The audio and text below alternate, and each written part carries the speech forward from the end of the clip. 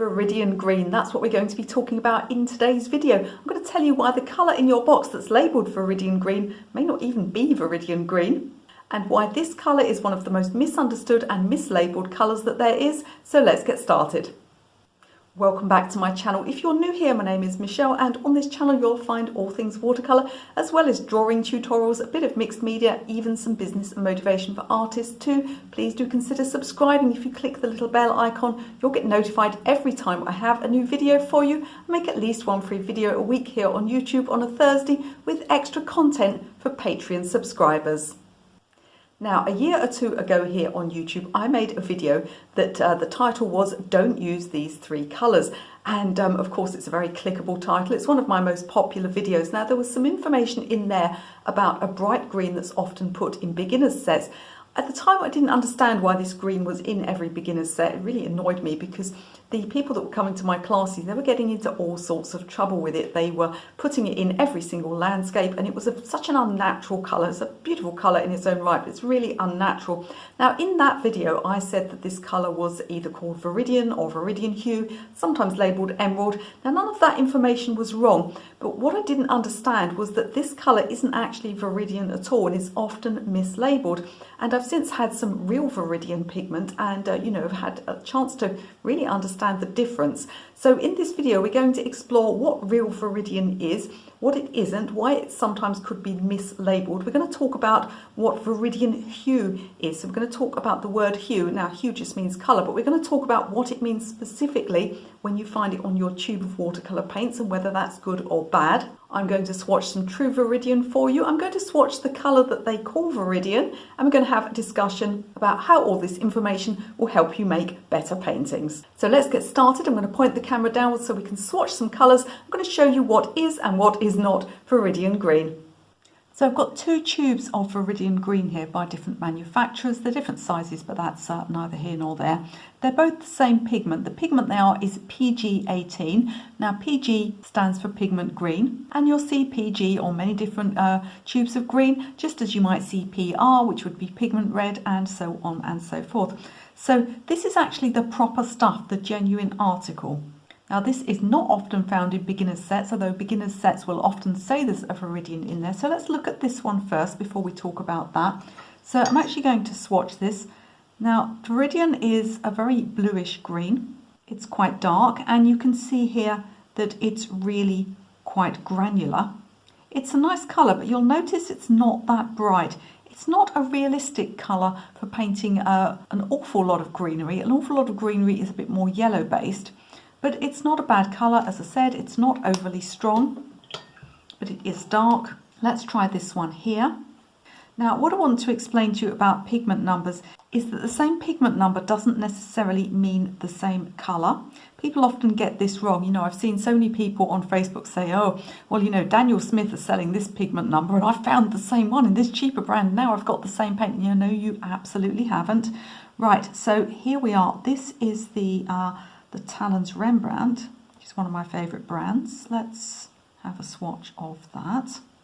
It's similar. I dipped my paintbrush in again because I was getting a fair bit of gum arabic. It's quite smeary, but that's just because the binder has gone up one end of the tube. They're fairly similar in colour, aren't they? But I want you to understand that within every pigment number there is a variation. So I like to explain it like I would explain diamonds. So if you think about diamonds, they're all the same chemical composition. But is every diamond the same? No, it isn't. There's huge variety of size, of colour, certainly of quality, and it's exactly the same with pigment numbers. The same pigment number does not mean the colour is exactly the same. It just means it has the same chemical composition.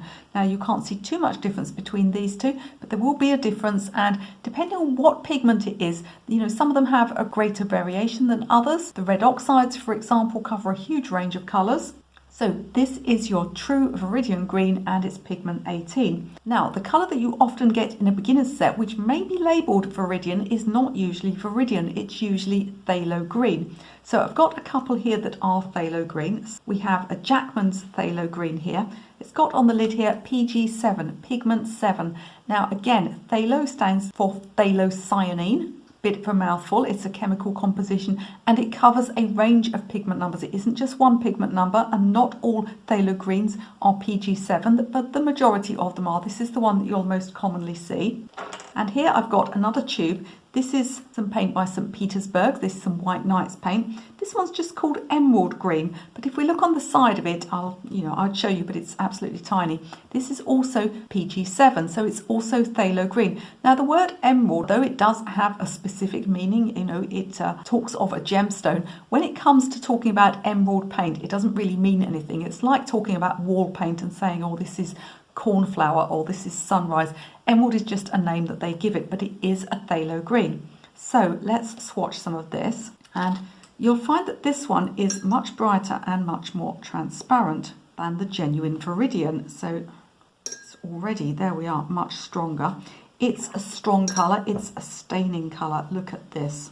Now it is a very beautiful colour. It's also quite strong and unnatural if you don't adjust it at all.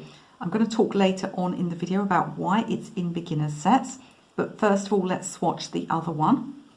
So this is the Jackman's Phthalo Green. This one has dried, so it may not be quite as strong when I pick it up. Let's try this. It's pretty strong, look at that. So there we see the difference between these two colours. There's certainly a relationship between them. They're both a blue-based green. They're both quite dark, but the phthalo one is much stronger, much more transparent. Like all staining colours, it's much like ink. The genuine Viridian is weaker and it is more granular. So now we've found out the difference between Viridian and phthalo green, let's talk about hue. What does it mean if you have a tube or a block of paint called Viridian Hue? So what if you have a colour called Viridian Green Hue? Now let's talk about hue. So hue means colour. So why would they just put that at the end of, a colour, colour? Well, I like to explain it in terms of chocolate. So we've moved on from diamonds, now we're on to chocolate. So imagine you have a cake with chocolate topping or chocolate icing. What about then if you have a cake with chocolate flavour icing or chocolate flavour topping? It's not quite the same thing, is it? You're not getting the real thing. Now, it's rather similar with the paint colour. So Viridian Hue means Viridian colour. In other words, the manufacturers are saying, this is not Viridian, this is a colour that's like Viridian. We've made this colour, it's like Viridian. Again, we'll talk later in the video about why they actually do this. Now, one thing I don't want you to misunderstand from this video is I don't want you to misunderstand the word hue. So I don't want you to think of hue as being necessarily a bad thing. So in this case, it is one colour that's been put out because it looks like another colour. Now, is that always necessarily bad? So we go back to our chocolate example. Well, real chocolate is better than chocolate flavour, isn't it? Well, is it? I'm vegan. I don't want real chocolate. What about people that have a dairy allergy? What about some circumstances in the world where the supply chain was damaged and the only chocolate that was available, the only real chocolate that was available meant, a terrible destruction to the rainforests? Then you might be thinking, well, I don't want real chocolate. I want something that's like chocolate but doesn't have this environmental damage. So the word hue is not necessarily a bad thing. Now, I have a colour here, and this is some genuine rose madder. So this is quite hard to come by. It's not often sold by manufacturers. And the reason for that is that it's what they call a fugitive colour. In other words, it fades. Now, many famous artists used this in the past, and their paintings have faded. So I saw a Van Gogh painting of roses, and the roses were white, but when he originally painted them, they were pink. Now, this is a stunningly beautiful colour. It's kind of a dull peachy pink. I absolutely love it. I have used it in my own paintings, but you have to use it in circumstances where you understand and don't mind the fact that it is going to fade in daylight. If you're enjoying this video, could I ask you very quickly to click that like button, that thumbs up really helps me with the YouTube algorithm. I'm trying to get to 100,000 subscribers at the moment. You can help me do it if you like, share, subscribe, or leave me a comment. That signals to YouTube that this is a really good video. And is it not a good video? I think it is. I hope it is. Anyway, I made it just for you. Please click like. So you might have seen a colour called Permanent Rose. Now, the permanent means that they reformulated that colour. You could also get a rose madder hue. So there are many, many reasons why a manufacturer may put out a hue instead of the original colour. Now, one of those reasons is price. It may be that they are making a beginner's set and they need to make it more affordable, and so they'll take the most expensive pigments, because pigments don't all cost the same amount of money. Things like yellow ochre, which is literally, dirt, that can be fairly cheap. Other things like ultramarine can be quite expensive. So sometimes the word hue can mean that a cheaper pigment has been substituted, but it can also mean that a more permanent formulation has been made. It can sometimes mean that a pigment that is literally no longer available, that is so rare that people can't get hold of it anymore, paint manufacturers can't get hold of it anymore, that colour may have been replaced. And some colours actually now are they've been found to be very toxic, both to the environment and the people that are producing them, but also to the artists and to the water system. And so that's another reason why a colour may be a hue, why the manufacturer may have substituted one colour for another. So I don't want you to go away from this video and think that the word hue means that a colour is necessarily bad. I'm just explaining what Viridian Hue is, and Viridian Hue, I can guarantee you, will actually be phthalo green. You can have a look at the side and see what the pigment number is. So finally, let's talk about my teaching experience of teaching people who have this bright green in their paint set, which turns out is generally phthalo green, and they're dumping it in everything. So why on earth do manufacturers put this colour that so many people get into trouble with in their beginner's sets? I finally figured it out, so let me explain it to you. It'll also give you a chance to understand whether or not you need to adjust this colour or add a true Viridian green to your palette. So why is phthalo green in so many beginners sets? It doesn't look like any colour you'll really find in nature when you're painting landscapes or flowers, but there is a method to their madness. Now, the reason this colour is in so many beginners sets is when you've got a beginner set, you haven't got many options. You've got to just have one or two greens. Some don't have any because it's a secondary colour for artists, so we can mix it from blue and yellow. But if they put one in, they'll put this one in. And that's because this colour, this phthalo colour, not just the greens but also the blues, phthalos are the basis of so many mixed colours. They mix with other colours really, really well. And the reason for that is they're very strong and they're very transparent. So if we look at our genuine Viridian here, it's a lovely colour, but it's not going to be great for mixing. You're always going to get that granulation with it, which may or may not be a quality that you want. If I was going to mix something with this, I could mix a yellow with it, but the resulting green wouldn't be very bright because this is a fairly weak colour, despite looking rather dark on the paper.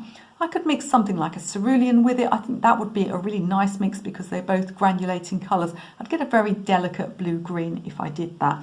But this colour here is a much better colour for mixing. So I've got a tube of Daniel Smith Green Gold here. Now this is what they call a mixed colour. In other words, it has more than one pigment in. Now you would think that all greens have more than one pigment in because you have to mix them from blue and yellow, but that's not true because red, blue and yellow are primaries for artists, but actually when it comes to science and to the properties of light, you do actually get single pigment greens. That's more than I want to go on explaining in this video, but this isn't a single pigment green, this is a mixed colour. And if we look on the side, there's actually a phthalo pigment listed. So let's have a look at this Daniel Smith Green Gold.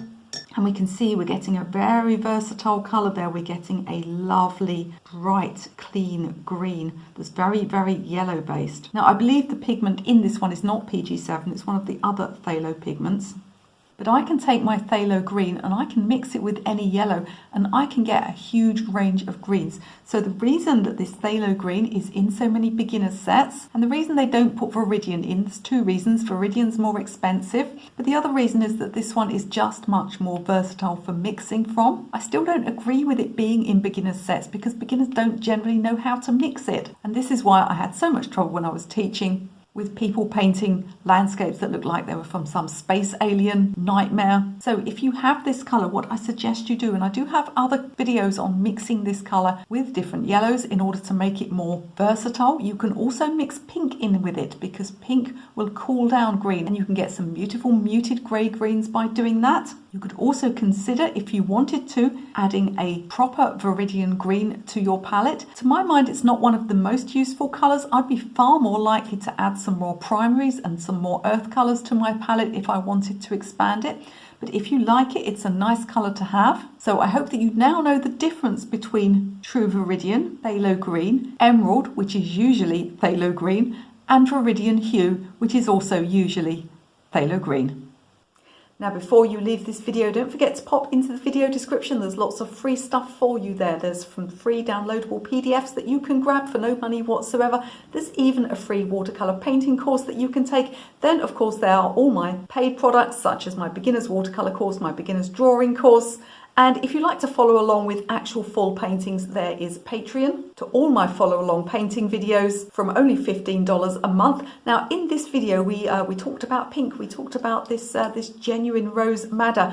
Now that's not a particularly useful colour in modern day painting because it fades. However, there is one colour that's very closely related that I think is absolutely an essential colour for everybody's paint box. You can find out what that is in this video.